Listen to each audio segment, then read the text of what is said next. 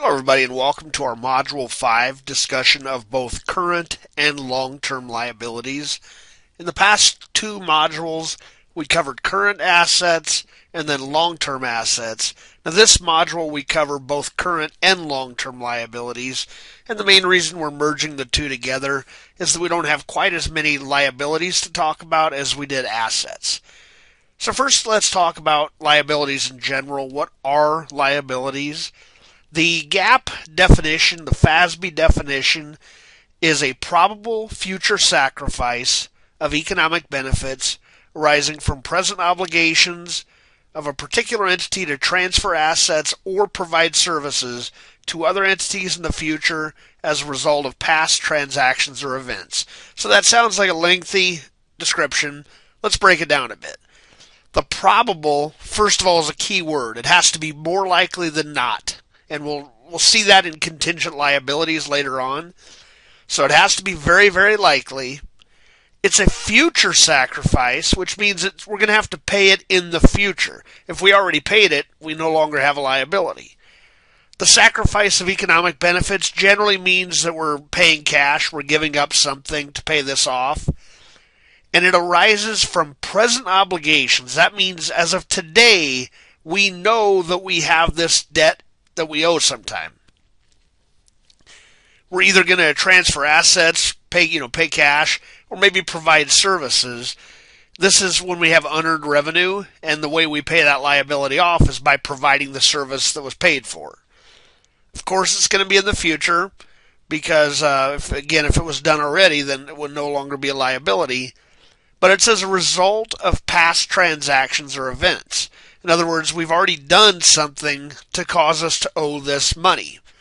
So that's how you break down the definition of a liability. Short versus long term, it's the same as our last discussion with the assets. Generally, we're talking about just a 1 year breakdown. Again, there is the exception, but we'll call it the 1 year for our discussion. Now with liabilities, this is pretty common that you're going to have a long-term debt that has some portion of it due this period. So current maturity of long-term debt, for example, if you have a mortgage, some amount of that is due this year. That portion is going to be considered a current liability, even though the overall debt is long-term. Now some of the examples of the liabilities we'll talk about in this module would be accounts payable. We've already talked about accounts receivable. This is the exact opposite. Same with notes payable. Now, we could have those current or long-term. We'll bring up payroll tax liabilities, warranty liabilities, a brief discussion on contingent liabilities, and then a large topic of bond liabilities, bonds payable. So just like with our discussion of accounts versus notes receivable, really it's the exact same thought. The accounts payables are less formal. In fact, what's an accounts receivable to one party is an accounts payable to another party. So somebody's going to be receiving that amount, somebody's going to be owed that amount. Now, accounts, again, are generally no interest because they're a shorter period of time, whereas the notes, they're more formal, there is interest, and they tend to be a little bit longer than an accounts payable. They might even be all the way long-term if they're more than a year. So if we take a look at a balance sheet, we already talked about the assets. Here's a listing of the various liabilities you might see. Some of these we talked about. Unearned revenue, that goes back to our adjusting entries. Bonds payable we'll talk about later. Notice I'm going to mention here we have what's known as a contra liability account. We've already talked about the contra asset. Now we're talking about a contra liability. So let's look at the accounts payables entry. Now, generally speaking, when you have an accounts payable, it's due to the purchase of inventory. I mean, you could have a company that uses their general accounts payable for a lot of other payables, but usually that's related to inventory. So you purchased inventory, you could either pay cash or you could buy it on credit. Here's an example where they're buying with cash. We debited inventory for $100,000. We credited cash to pay the cash for $100,000.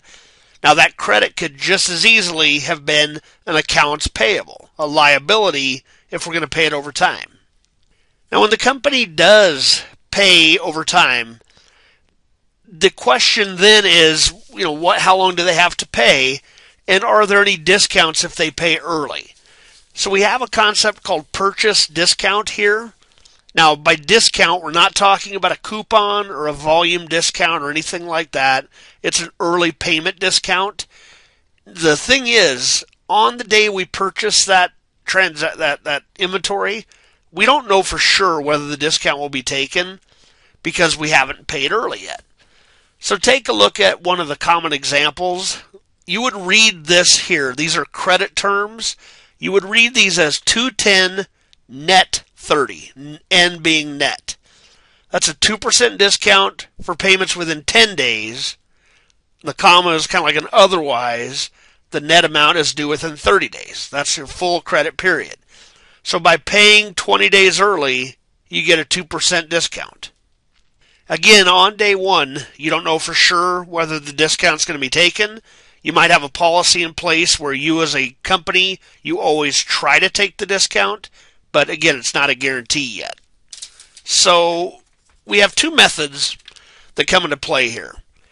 One's called the gross method, and the other is called the net method for how we record purchases and specifically purchase discounts. The gross method says let's report the purchase price at the full gross amount. We're essentially assuming that, hey, we may not take the discount, so let's just report the full amount. Of course, if we do take the discount, then we can adjust the inventory cost down when we know for sure that we took that discount. The net method, on the other hand, it records the net amount, net of the discount, the lower amount. So we've already carved the discount out, and we're basically assuming that, hey, we're going to take the discount, so let's just go ahead and record it right now. Now, if you don't pay early enough to take the discount, then you have to put that amount back into the inventory. So we'll see how that comes in later. So let's take a look at these journal entries. This first one is the gross method. Now, on the purchase date, since it's the gross method, we're going to report it at the full cost. So it's $100,000 worth of inventory. That will be our journal entry. Debit to inventory, credit to accounts payable. When we do pay, let's say we did not take the discount. Now remember, we set our accounts payable up at $100,000. Really, no matter what, whether we took the discount or not, we've got to clear that out. So we're absolutely going to debit accounts payable for the full $100,000 no matter what. But the question is, what do we pay in cash? What do we have to credit cash for? In this case, we're having to pay the full $100,000, so that's done. It's a pretty easy entry. But let's say we did take the discount. Even though we didn't think we were going to initially, now we did. So again, we still have to debit accounts payable for the full $100,000 to clear it off the books, but we're not going to credit cash for $100,000 because we're not paying that. So instead, we're going to pay $98,000, which is, if it's a 2% discount, that means you pay the other 98%. The 2% discount, which is $2,000 in this case, gets credited to inventory. Now, the reason for this is that we always want the inventory to be reported at cost. Back here, we thought the cost was going to be $100,000. That's what we debit it for. But now we realize it's not really $100,000. We spent $2,000 less than we thought we would on the inventory. So by crediting inventory, we're backing that out. So let's switch over to the net method now. And let's go back to the purchase date. So remember, we're going to be recording this purchase at the discounted cost because we assume we're going to take the discount. So that means on day one, we're going to be debiting inventory for the discounted amount of $98,000. And of course, we'd credit accounts payable, the liability, for that $98,000 as well. So let's take a look at the payment date now. Now, remember, we set the accounts payable up at $98,000. So let's take a look at the payment in this situation where we're under the net method, and notice we paid 15 days after, not 10 days, so we did not take the discount, even though we thought we were going to. Now notice, remember, we set the accounts payable up at $98,000. So we're going to have to debit accounts payable for $98,000 no matter what. But the problem is we have to credit cash for $100,000 because that's what we owe, the full amount. So we're short on the debit side by $2,000. And this goes to an account known as discounts lost. Now, again, different companies may call this a different thing. One could argue, this does need to be rolled into inventory cost at some point, but some companies that use the net method, they have policies that they're supposed to be paying early to take the discount. So if they don't, management really wants to know what's going on there, and they want a separate account to track that. So it's so rare that it shouldn't happen, is basically what we're saying. But when it does, this could be inventory to add the cost in. It could be a miscellaneous expense. They might call it discounts lost. Just depends on the company. Now let's instead say we paid within the 10-day period and we took the discount. Now we know we have to debit accounts payable for $98,000, and of course we'd credit cash for that same amount. So that's what we're doing there. So 2% doesn't really seem like much of a discount, but notice that's not 2% annual. That's 2% for paying 20 days early. So if you annualize this, if you basically say every time we can throughout the year, we're going to take a 20-day discount, another 20-day discount, another 20-day discount, you'd annualize that out to 36.73%. And here is the calculation if you wanted to try that yourself with various discounts. But in any case, that's a pretty hefty annual rate for just paying a little bit early. Can save you money on the inventory purchase. So now let's move over to the topic of payroll taxes, another current liability. Payroll taxes, of course, are payroll tax expense and liability. So there are various taxes related to having an employee. You have all the employee withholdings that are basically the employee had that money, but then it's held back from their paycheck to pay the tax. And there are also employer side taxes. We'll talk more about those in a bit. They have to pay money as well. So this is for a business the cost of having employees. They have to record both the expense and the liability. And we run into this situation of gross pay, which is what your pay is quoted at, your hourly rate or your salary. That's the gross pay, but nobody's ever going to get to keep and pocket that gross pay, unfortunately. Instead, we get to pocket the net pay. That's after all the taxes have been taken out. So let's take a look at the different types of taxes we have. The first is FICA, Federal Insurance Contributions Act, and this actually has two parts to it, Social Security and Medicare. Social Security currently is a 6.2% of a capped amount of earnings. Now that cap increases year by year. Once you make above that, you no longer have to pay Social Security tax for that year. Medicare is 1.45% of unlimited earnings. Now, the federal income taxes, by the way, these are somewhat old tax brackets, but I'm just throwing them out to show you a point. The federal income taxes, it's important to understand this is a progressive tax. So again, even though these are a little bit outdated, your $0 basically your first dollar through, let's say, $9,325 a few years back.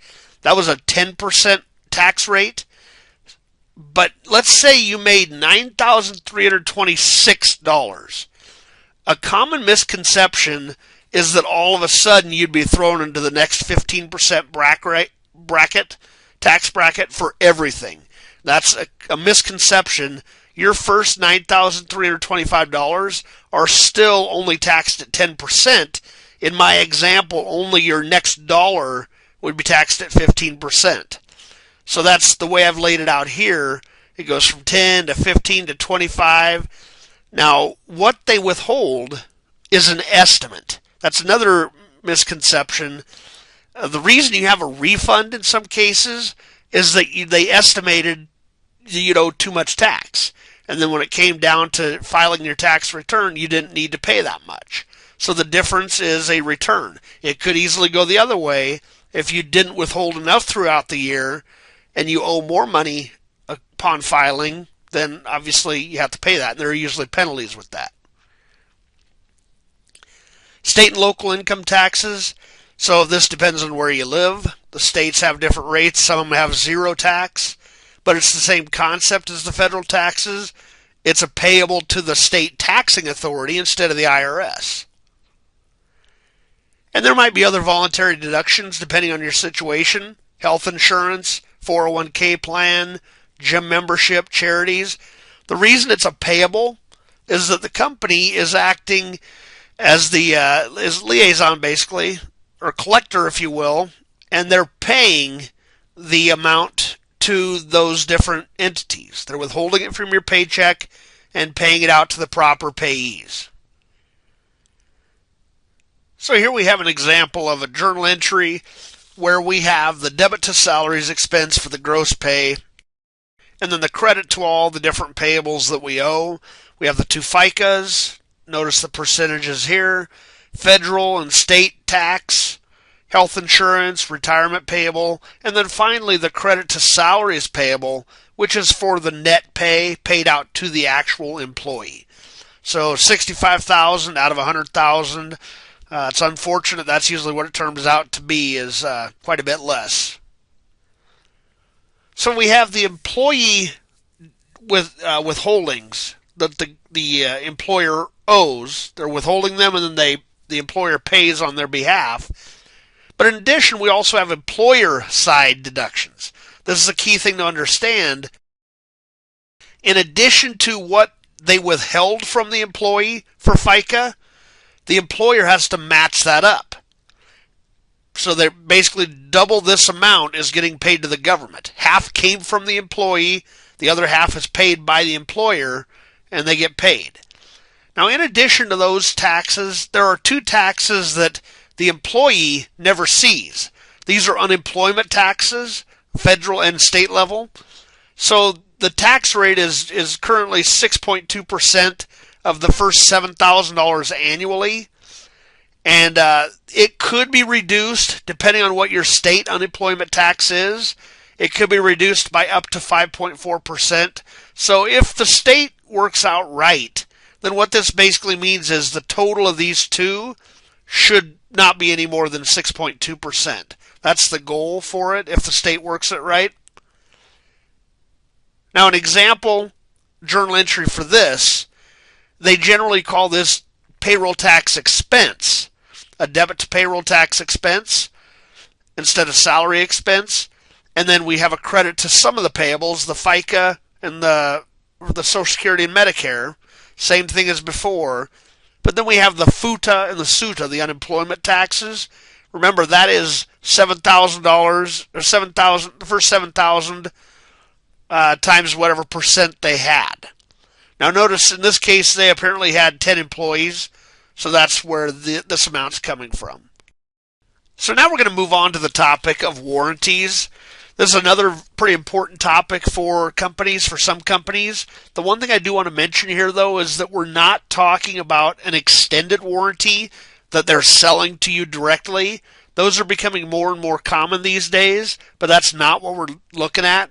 We're looking at basically a factory warranty that comes with it. So let's say this is the factory that we're dealing with. Maybe they're also a wholesaler. They sell it right away. That's the easiest way to envision this. So the warranty is a guarantee that the product will last and do what it's supposed to for a certain period of time. Now, there are a few different ways this could be paid out if something fails. They could be paying cash. Now, that's not as common. Much more common is that they'll either replace the product or fix the product for you. That's generally what happens with a warranty. Now, the thing about a warranty, you might question, why does a company even offer a warranty if it's going to cost them money? And the reason is this: it tends to draw more customers to the company, because customers can trust the company, they trust the product. This was especially important in past decades. It's becoming less and less important in these recent decades, and again, because most people are selling extended warranties. But if you compared two identical companies that the only thing different is that one does not offer the warranty, then chances are more customers would go to the company that does offer the warranty, assuming everything else is the same price and everything else. Now, the fact that you offer a warranty generally means you're either going to get more sales volume or you might even be able to charge a premium price. I don't mean a separate price for the warranty. I just mean the price of your product, because it's seen as a trustworthy product, that it might be higher than normal. But the thing is, this also leads to increased expenses related to the warranty unless you have an absolutely perfect product that just never breaks down. Not very common for that to happen. So the matching principle comes into play just like it did with bad debts. And the idea here is that we want to match the warranty expense that's going to occur with corresponding sales revenues in the same period, even though the warranty, as we'll see here, might be like a 2-year warranty, and you don't know exactly how many of those claims are going to come through. You don't know what that warranty expense is truly going to be. Very similar to the bad debt issue we talked about a few modules ago. We don't know, but we can estimate. And similar to the bad debts, we set up a fund to handle future warranty claims. So there are a lot of similarities here between warranties and bad debts, but there's a big difference. As we'll see down here, we no longer credit a contra asset account like we did for bad debts. Instead, this is an actual liability. Yes, it's an estimated liability, but it's treated as a liability. So here we assume that we sold $40,000 worth of product. Management estimates that we'll have 5% of sales as warranty. So what we do, 40,000 times 5% is $2,000. We're going to be debiting warranty expense that period in the period of sale and credit estimated warranty liability to set this fund up for future warranty claims as they come through. So let's say we had a warranty claim. We made the estimate, and now a couple months later we have a warranty claim. Maybe it's a cash payment. Maybe that's what's written into the warranty. We'll pay them $1,500. Again, that's pretty rare, but let's just say it was. We would debit the estimated warranty liability to reduce it because we're essentially paying that one off, and we'd credit cash for $1,500. What's much more likely is that we'll replace the inventory, especially if it was that quick. So we would debit the estimated warranty liability again to reduce it. And in this case, we would credit inventory to pull it off of the shelves. Notice this is the cost of the inventory, not any new sales price. Let's say we repaired the product using $400 of supplies and $1,100 of labor. We're still debiting estimated warranty liability for $1,500. We're crediting supplies for $400 to use them, to reduce them, and we're crediting salaries payable because now we owe the laborers the money. So what happens here, and this is key to understanding how the warranty works. This is our liability. We fund it every time we have a warranty expense estimate. We credit it once, we credit it twice, and then let's say, again, these were two different sales in year one apparently. Now let's say in year two, we start actually having warranty claims and they come in at $45,000. We set up $40,000 in our warranty liability, but we were wrong. We have more claims actually coming through, $45,000. This ends up being a $5,000 debit balance for a liability that's supposed to end up with a credit balance. That's its normal balance. So that means that this $5,000 is negative. Our fund is negative. Now, that's not necessarily a mistake. It's an estimate. We need to change the estimate going forward, but we don't necessarily have to fix that right here unless our auditor says, hey, your estimate was egregious, it was ridiculous, it was not proper at all. They may require that we take a loss that year to adjust it, or they may just say change the estimate going forward and let's try to get it a little bit onto the positive side. But that's the point. A liability is increased when we have the expense estimates, and it's decreased when we have the actual claims.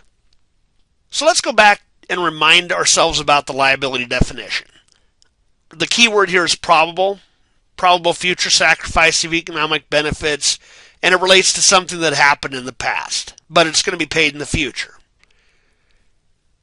So the question here is how we're going to handle contingent liabilities. We'll see that in just a bit. The question is, are we going to record it as an actual liability or disclose it in the footnotes? And we go back to that keyword of probable. It doesn't mean 100% definite. It just means more likely than not to happen. So the topic of contingent liabilities comes up. Now, a contingent liability is something we're not 100% sure about, but we think we're going to owe in the future, but we won't know until some future event happens. Something's already occurred that's caused us to have this situation. A lot of times it's a lawsuit. We did something in the past, now we're being sued for it, but we won't know if we owe any money until the lawsuit's settled. So the question is, how likely is it to occur, and do we know what the amount is? So again, some examples of contingent liabilities are lawsuits, even guarantees. When you're co-signing on debt, this is a key thing to understand. If you co-sign, you may be held responsible. If that initial payer does not pay, it comes to you. So there's a chance you may owe that money. And that's what we're saying here. Environmental issues, product warranties, these can be considered contingent as well. So the little chart we have here that helps us to determine whether we need to record a liability or just disclose the situation in the footnotes. Basically, the only way we're going to record a liability in the actual balance sheet, in an actual journal entry, is if it's probable and it can be reasonably estimated. We need to have an amount to record a journal entry, and of course it has to be probable to be considered a true liability. If it's probable but we have no way of estimating it, the only thing we can do is put a footnote in, a disclosure, explaining what's going on and what we think is happening and saying we don't know what the amount will be. If it's reasonably possible, doesn't matter whether we can estimate it or not, we're going to include a footnote disclosure. If it is remote, let's say it's a lawsuit, but we've talked with our lawyer and they say there's very, very little chance you're going to lose, we don't have to take any action. We'd probably want to keep documentation of what our attorney said in case we get audited and they wonder why we didn't record it, but we do not have to record it or even put a footnote on that issue. So that takes us to the end of part 1 related to the current long-term liabilities. We'll come back in part 2 and talk about the longer-term things like bonds payable, notes payable. So we'll take a pause here for a bit, and we'll come back in the next video with part 2. Thanks for your time.